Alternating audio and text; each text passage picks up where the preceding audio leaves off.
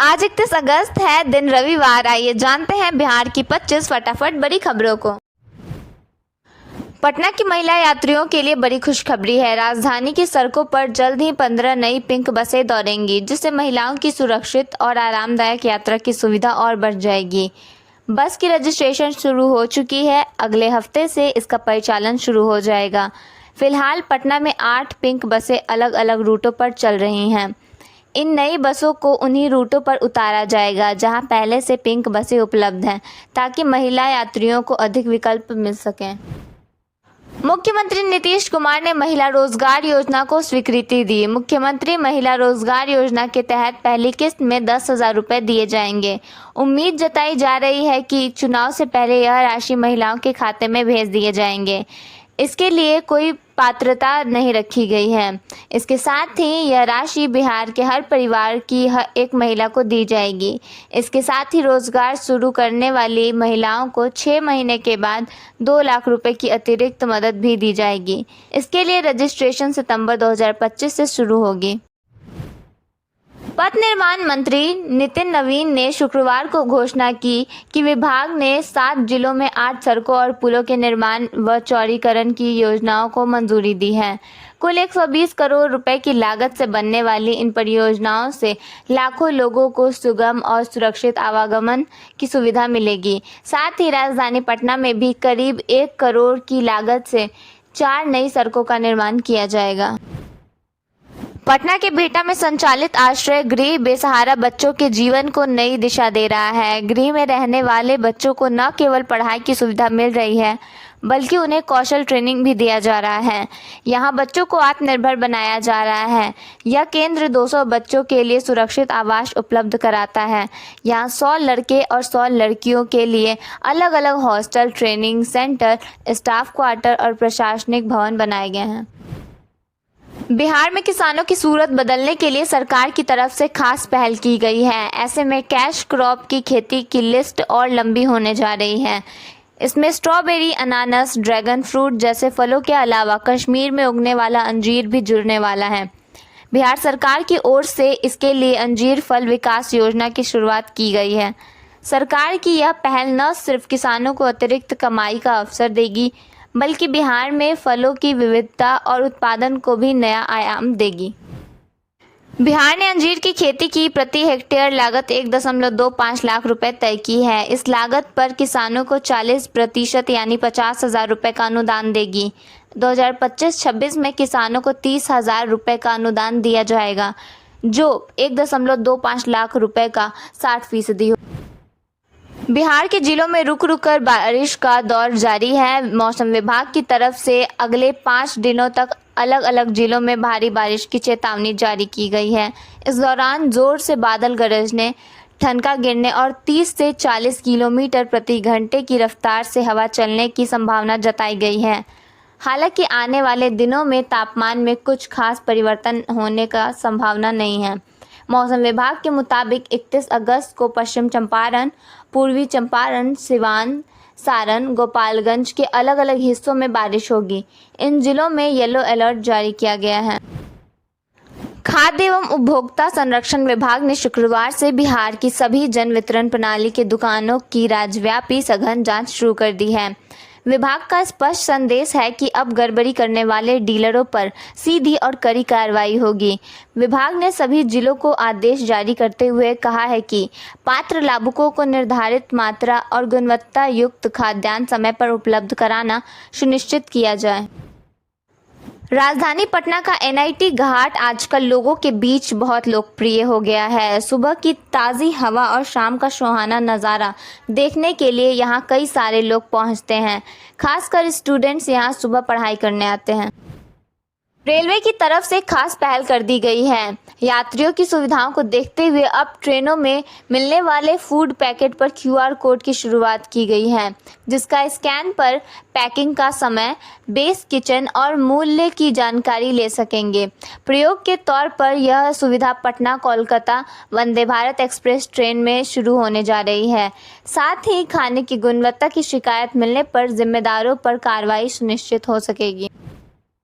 पटना में ओवरलोड और अनफिट वाहनों पर शिकंजा कसने की तैयारी हो गई है। एडीजी सुधांशु कुमार ने शुक्रवार को प्रेस वार्ता में साफ कहा कि दुर्घटना की स्थिति में सिर्फ चालक ही नहीं बल्कि वाहन मालिक पर भी केस दर्ज होगा।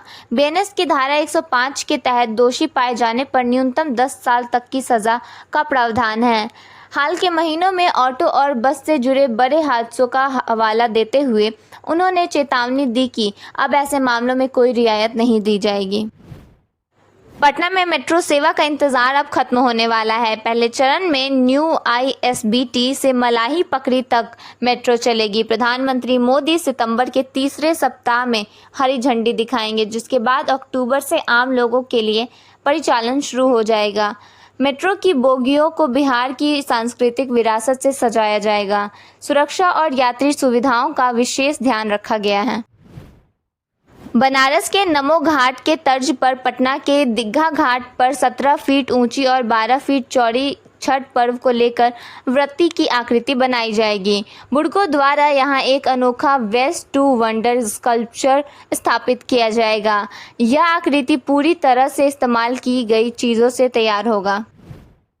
समाजवादी पार्टी के राष्ट्रीय अध्यक्ष और उत्तर प्रदेश के पूर्व मुख्यमंत्री अखिलेश यादव शुक्रवार को वोट अधिकार यात्रा में शामिल होने के लिए पटना पहुंचे हैं। इस दौरान पटना एयरपोर्ट पर उन्होंने भारतीय जनता पार्टी पर जोरदार हमला बोला। उन्होंने कहा कि बिहार की जनता ने इस यात्रा को जबरदस्त समर्थन देकर यह साफ संदेश दिया है कि अब भाजपा का बिहार से पलायन तय है। अखिलेश ने कहा, मैं बिहार की जनता को बधाई देना चाहता हूं कि उन्होंने अपने वोट के अधिकार की आवाज़ को मजबूती से उठाया है। इस बार जो आवाज़ बिहार से उठी है वह पूरे देश में गूंज रही है और भाजपा बिहार से बाहर होने जा रही है। बिहार के शेखपुरा जिले में गंगा की सहायक हरुहर नदी इन दिनों उफान पर है। नदी के रौद्र रूप ने घाट कुसुम्भा प्रखंड की 5 पंचायतों के लगभग 24 गांवों को पूरी तरह जलमग्न कर दिया है। यहाँ के हजारों लोग पिछले 20 दिनों से जल कैद की स्थिति में जीने को मजबूर हैं।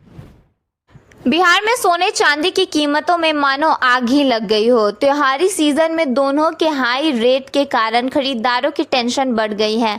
दरअसल लोगों के बजट से बाहर दाम होते जा रहा है, जिसके कारण खरीदारों की प्लानिंग पर पानी फिरता जा रहा। पटना में 24 कैरेट सोने की कीमत 1,02,000 से बढ़कर 1,02,800 रुपये प्रति 10 ग्राम हो गया है। बगहा में भाजपा कार्यकर्ताओं ने प्रधानमंत्री की माताजी पर की गई टिप्पणी के विरोध में प्रदर्शन किया। विधायक राम सिंह ने कहा कि यह पूरे देश का अपमान है और कांग्रेस राजद को जनता माफ नहीं करेगी। भाजपा युवा मोर्चा ने राहुल गांधी और तेजस्वी यादव का पुतला फूंका। विधायक ने पत्रकार पर दर्ज FIR की निष्पक्ष जांच की मांग की है। मुजफ्फरपुर नगर निगम ने शहर को स्वच्छ बनाने के लिए 50 टन क्षमता वाले मटेरियल रिकवरी फैसिलिटी के निर्माण हेतु टेंडर जारी किया है। 11.63 करोड़ की लागत वाली यह परियोजना कचरे को अलग कर रिसाइकलिंग को बढ़ावा देगी, जिससे पर्यावरण संरक्षण होगा, शहर स्वच्छ होगा और युवाओं को रोजगार मिलेगा। निविदा 6 से 12 सितंबर तक खुली रहेगी। लोकसभा में नेता प्रतिपक्ष राहुल गांधी ने आरा के वीर कुंवर सिंह स्टेडियम में जनसभा को संबोधित करते हुए नरेंद्र मोदी सरकार पर कई आरोप लगाए। अपने छोटे से भाषण में उन्होंने कहा, पीएम मोदी, बीजेपी और आरएसएस मिलकर अडानी और अंबानी की सरकार चला रहे हैं। पब्लिक सेक्टर के सारे रास्ते छीन लिए गए हैं। गरीबों की आवाज दबाई जा रही है। महाराष्ट्र, हरियाणा और लोकसभा में चुनाव वोट चोरी किया गया है, मगर बिहार में एक भी वोट चोरी नहीं होने देंगे। निगरानी अन्वेषण ब्यूरो के छापे में मोकामा में तैनात सहायक अभियंता नागेंद्र कुमार के ठिकानों की तलाशी में आवास से 17.6 लाख कैश, 20 लाख रुपए के सोने चांदी के आभूषण, 7 विभिन्न बैंकों का पासबुक और 4 जमीन का मूल डीड बरामद हुआ है।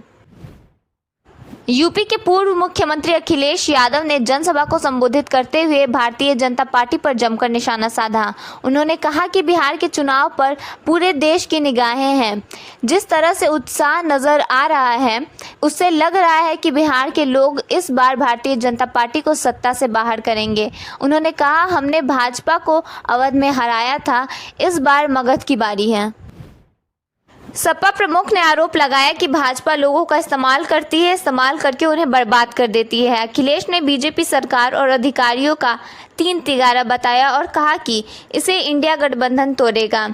SIR के मुद्दे पर बोलते हुए उन्होंने कहा कि ये पहले लोगों के वोट का अधिकार छीनेंगे, फिर राशन और फिर नौकरी का अधिकार छीनेंगे। बिहार में एक और भ्रष्ट इंजीनियर पर निगरानी विभाग ने शिकंजा कसा। पटना, गया और मोकामा में ताबड़तोड़ छापेमारी की गई। मूल रूप से गया जी के निवासी नागेंद्र कुमार पर आय से अधिक संपत्ति अर्जित करने का आरोप लगा। मुख्यमंत्री नीतीश कुमार की पहल पर लागू की गई नई फिल्म नीति का असर दिखने लगा है। राज्य सरकार ने हाल ही में 25 फिल्मों की शूटिंग की अनुमति दी है। इनमें भोजपुर, हिंदी, मैथिली, मगही और यहां तक कि अंग्रेजी फिल्मों को भी हरी झंडी मिली है। यह पहल न सिर्फ बिहार की संस्कृति और धरोहर को सिनेमा के जरिए दुनिया तक पहुंचाएगी, बल्कि पर्यटन और रोजगार के नए अवसर भी खोलेगी।